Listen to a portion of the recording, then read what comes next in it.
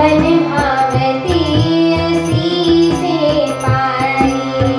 भरत सहा निज कीन्ह प्रणामा, ली उठाई लाई उर नामा।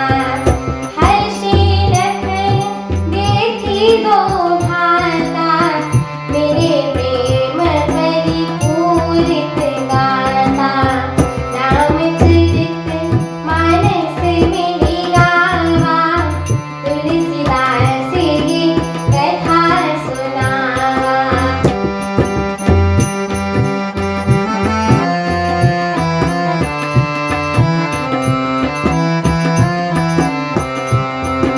पुरजन परिजन जाति जना, जाचक मंत्री नीत। मेरे जथा विधि सनहि प्रभु, परम कृपाल विनीत। रामचरित मानस मिलि गावा, तुलसीदास की कथा सुनावा। रामचरित मानस मिलि गावा, तुलसीदास की कथा सुनावा।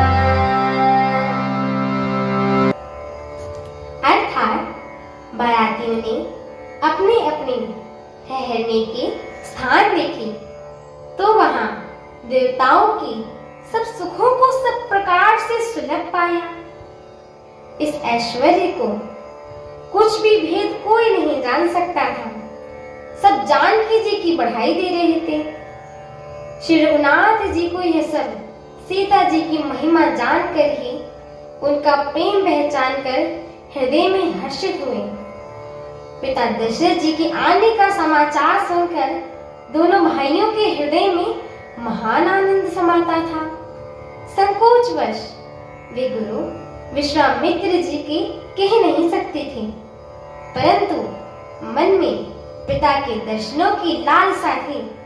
विश्वामित्र जी ने उनकी बड़ी नम्रता देखी तो उनके हृदय में बहुत संतोष उत्पन्न हो गया। प्रसन्न होकर उन्होंने दोनों भाइयों को हृदय से लगा लिया।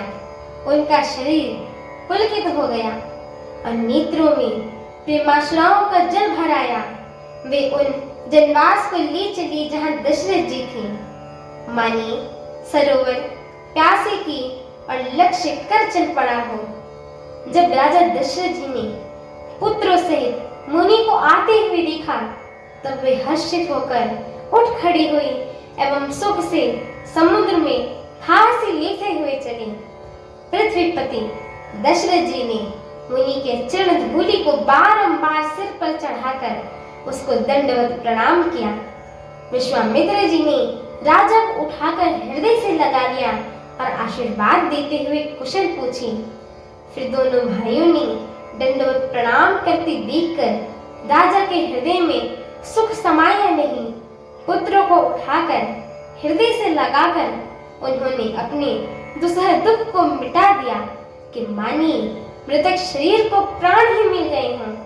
फिर उन्होंने वशिष्ठ जी के चरणों में सिर नवाया। मुनि ने श्रेष्ठ प्रेम के आनंद में उन्हें हृदय से लगा लिया।